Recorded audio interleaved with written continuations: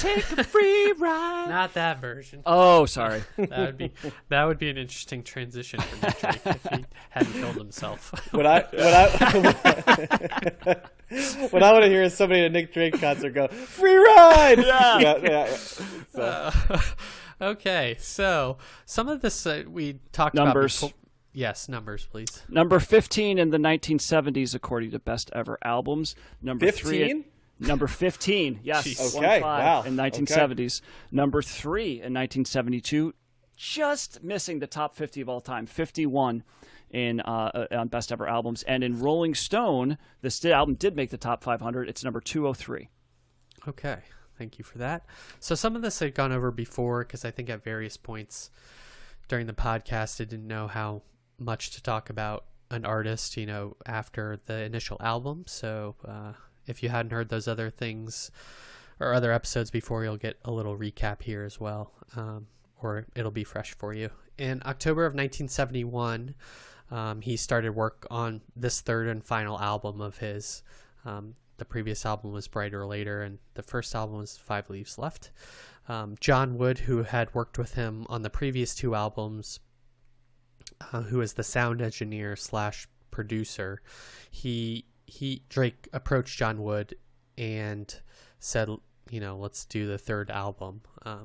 Recording took place over just 2 nights with Drake and John Wood in the studio. Drake has said that he did not like the string and brass and saxophone that was on the last album. And so it was just him and his acoustic guitar along with 1 piano overdub on this album. John Wood said Drake wanted this to be a stark and bare album and was probably the most Nick Drake-like of all of his albums in terms of personality. Unfortunately, Pink Moon sold fewer copies than either of his last 2 albums. Chris Blackwell of Island Records, who is the head of Island Records, thought that the album could bring Drake more mainstream attention, but Drake was unwilling to promote it. As we talked about before, his depression really hindered basically every aspect of his life, including his musical career.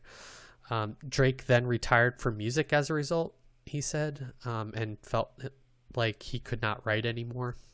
And all 3 of his albums sold less than 4,000 copies combined. So that's an important point that I think will come up later. Yeah. This was the only album of his that was released in North America during his lifetime. There was a previous album that was basically a compilation of his first 2 albums or tracks from each one.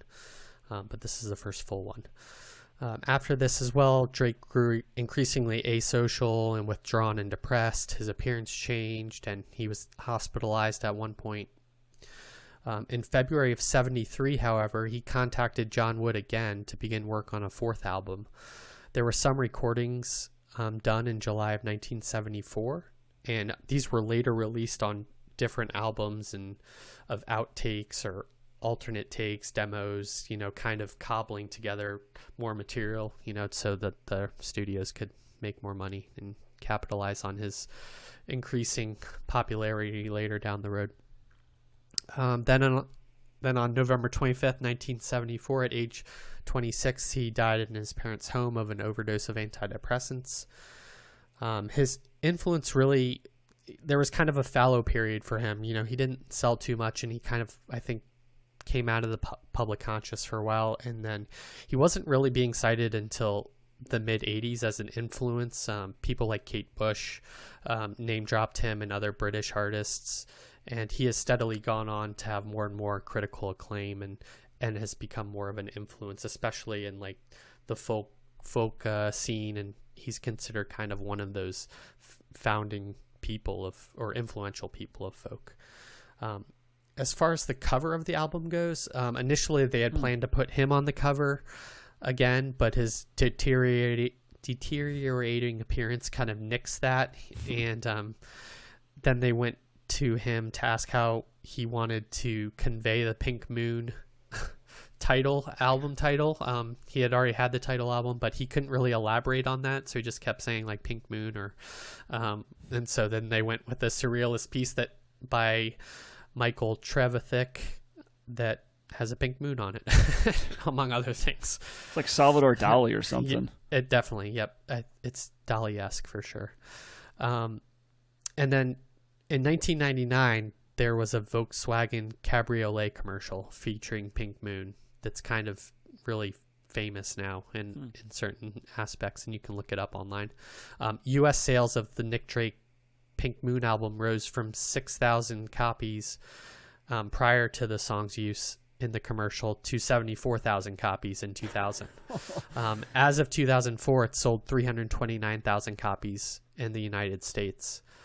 The point being is that for many of these artists, Nick Drake included, you're not always going to, in your lifetime, be popular or famous or have the influence, but given a long enough time span, people are rediscovered and they will find ground, and other artists will draw on them, and they will become, who they were probably wanted to be in some sense. And Nick Drake has gone on to become influential, and his music has appeared in movie soundtracks, and that Volkswagen commercial is like a pure example of combining commercial like advertising with a song. And like Apple capitalized on that. Basically their whole marketing campaign initially was pairing these catchy songs with iPod commercials and other products of theirs, and that's gone on to become mainstream as well, and combining art and commerce.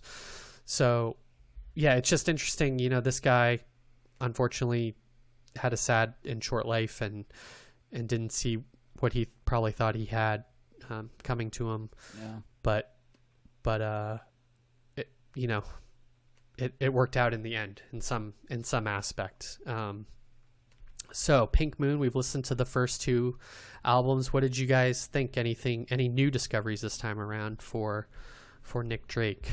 I know we were really negative the first time around, and I think we were kind of more positive in the second album. And what did you think, John, on this third album? The thing that stood out to, well, the songs are bleak. Holy cow. I mean, it's like, it does not take, I think we've often before talked about the songs. I kind of compared him to like, and I don't want to minimize because it's not exactly, but he kind of has that Jack Johnson vibe a little bit, where his songs sort of blend, which I always thought was a sort of a description for him when you hear him.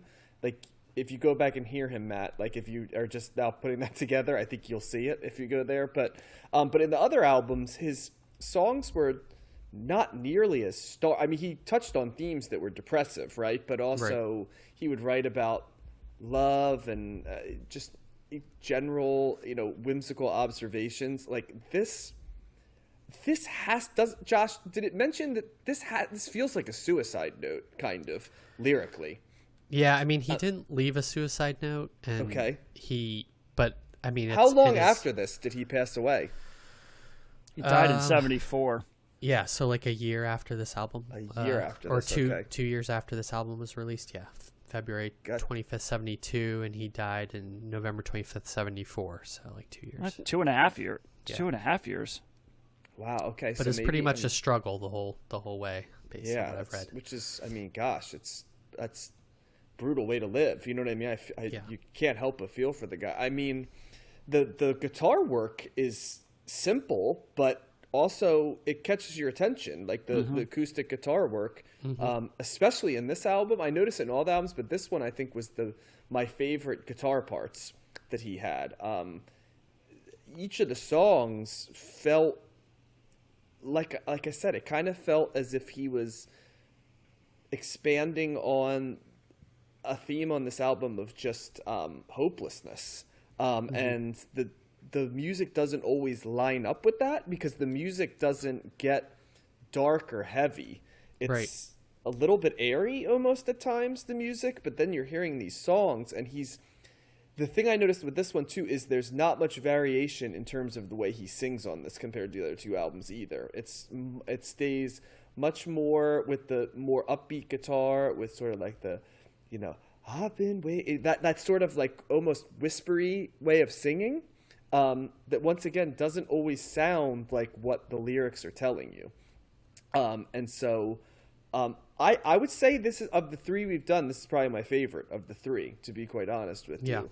But it's a hard listen when you're listening to what he's saying. And I think it's also when you know a little bit of his origin story, which I did because of the previous reviews that we did. Gosh, it's that idea of like when you're listening to someone who creates, good art, but to create it, they're a tortured soul. It's always hard to process that, I think, for me. So, I mean, I'll jump back in, but Matt, what do you think? What were your take on this one? Yeah, I like the album. I think the only one I didn't like was the leaves, the 5 Leaves Gone or whatever that album was. Yeah, that 5. Yeah, it just that didn't really strike a chord with me. I'm not sure if I like this better than Brighter Later. I think maybe it's Brighter Later to me was I enjoyed it more musically. It was a happier sounding record. There's a little bit of that here, compared to 5 Leaves Gone, but 5 Leaves Left, whatever. I keep saying 5 Leaves Left. Yeah. 5 Leaves, sorry. But yes, it's definitely it's a very stripped down record. I forgot about the orchestration, that happened in the other album, but that you're right, that's like not here at all. I wasn't Jack Johnson. That's interesting you say that. I mean, I didn't pick up on that, but I kind of see what you're saying. I was thinking more of, parts of this reminded me of Mark Kozlik, the guy from Sun Kill Moon. There's some, especially the first couple tracks, it very much reminded me of kind of what his vibe is. But yeah, this is a very it's a very stripped down record. It's very somber, bleak, probably too. Like if I listened to the lyrics more, I would, be sadder. I would think. It's kind of I didn't mind. I kind of liked listening. I think it's good first thing in the morning, kind of like sonically anyway. Like I that's the direction I'm going in. But or evening, like it's definitely a mood album, right? I don't think this is something you can just. I mean, even though I put it on at various times throughout the week, it's a hard album to listen to just at any time. You have to kind of, it'll hit you more in different moods that you're in and different times of the day. I thought, but I agree. I think the guitar work is really good.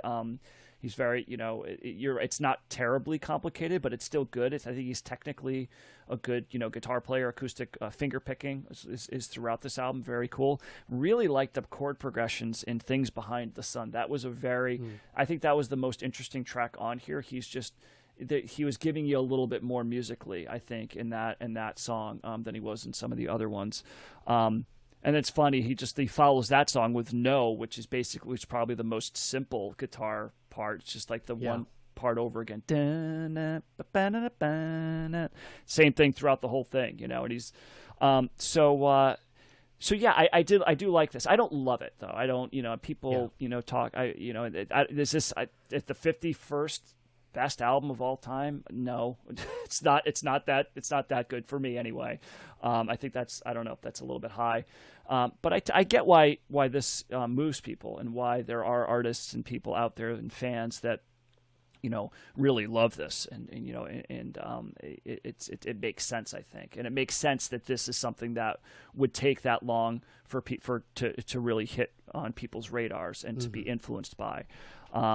So I think that, Nick Drake will probably be more known for the influence that he and the other artists that he created or helped to create, more so than for himself. And, that's too bad, but it's also, again, it's like what I say, there's plenty of those artists exist out there that we've never even heard of, that if it weren't for them, we wouldn't have insert name of artist or insert name of band here that we all love. So, but I'm glad it's getting a little bit of a resurgence, that it's getting more notoriety. He's a talented guy, but yeah, his story is very sad. It's really hard to listen to this music and not think about Nick Drake the person and just the very little that I know about his personal life and what he went through, and but I know what happened to him, and you can just tell it's just a sad sounding album. But it's good. I liked it. I would listen to this again. I would listen to Brighter Later again, or Brighter Lighter again. But Brighter Later. I keep screwing up his album names. Okay. Anyway, I just need to have my notes up on me. But I would give this a thumbs up. I think it's worth a listen if this is something that, if you can handle moody, sad, acoustic. So, Sherry wasn't so happy. She's like, I don't want to listen to this depressing stuff. I mean, this is sad. Well, the fact that you music. said you want to listen to it in the morning over breakfast, that's such a difference in personality between me and you, because I want to listen to this when I'm able to. I think because the lyrics the lyrics here are not overwhelmingly direct. Like Pink Moon's like, I saw it written and I saw it say, Pink Moon is on its way, and none of you stand so tall, Pink Moon gonna get you all. So it's like, it's ominous, but it's not like directly, but you just feel it, and kind of how he's singing it. He's very detached, and especially having heard how he was the first two albums, you can tell there's a decline, in terms of wellness.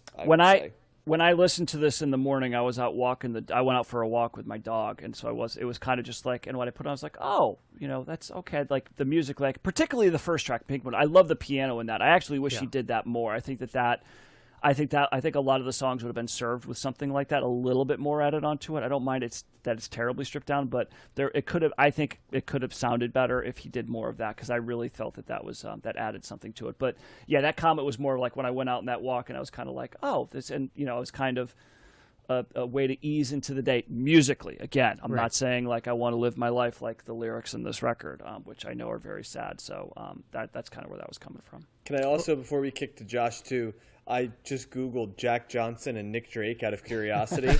And Jack Johnson actually was planning on doing a Nick Drake tribute album. So I think I might have been on the right path there. In terms Jack Johnson seems like a much happier person than Nick Drake. He does. He does. Right? Yes. Like surfer dude with no shoes and Hawaiian shirts and stuff. Yeah. But they do sound alike in terms of their voice. Yeah. I think so. Let me set the scene for how I listened to this album the first time. It was this past weekend. I was laying on the back porch with the sun streaming through the trees, and it was like a perfect 73 degrees, and I was like drifting off to sleep, and Nick Drake was on a Bluetooth speaker.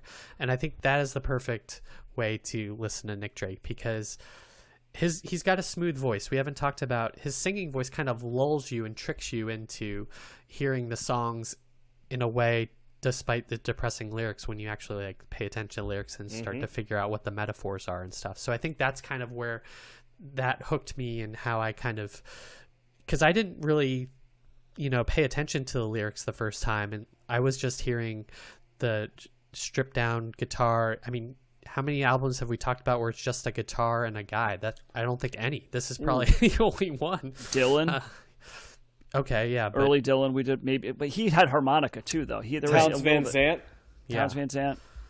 Point being, not John many, Prine. right? Not many. No, especially compared to this episode where we've got Boston and Genesis. Yeah, there's way more than one guitar on those albums. Yeah. So it's interesting that, I mean, how much sound and how much can you get out of one person and a guitar? That's kind of like what this is exemplifying. And I don't listen to too much music where it's just one person and guitar. I'm not going to coffee houses and hearing, acoustic sessions or things like that. And so it's well, you're in Oregon now. There will be no dearth of that around where you are, Josh. So yeah. So it's I think of Josh sitting in a Jewel thing.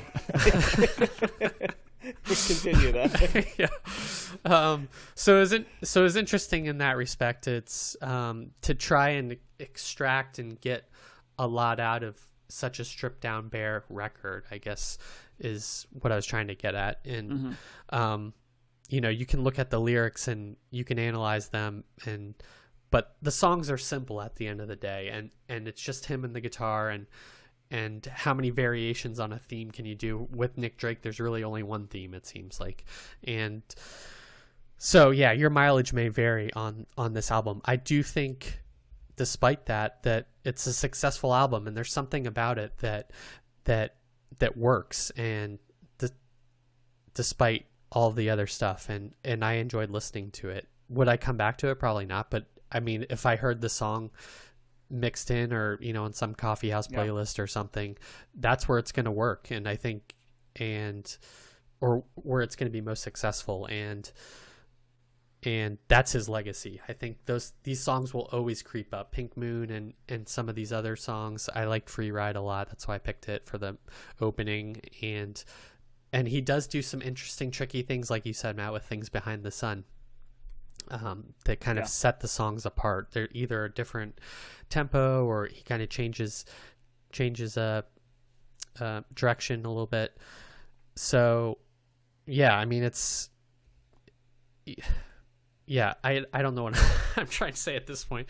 It's Nick Drake. You know what you're gonna get. There's only 3 albums. This is probably the most successful in my opinion, and you have to listen to Nick Drake to know if you're gonna like him or not. It's really short too. Yeah, 28 minutes, I think. Yeah, definitely one of the shortest albums we've listened to. And his songs, I guess his songs aren't complicated. They're often like just a couple verses with a repeating chorus, or sometimes they're just instrumental, or sometimes it's just 4 verses and no chorus, or so. He's not reinventing the wheel in some aspect.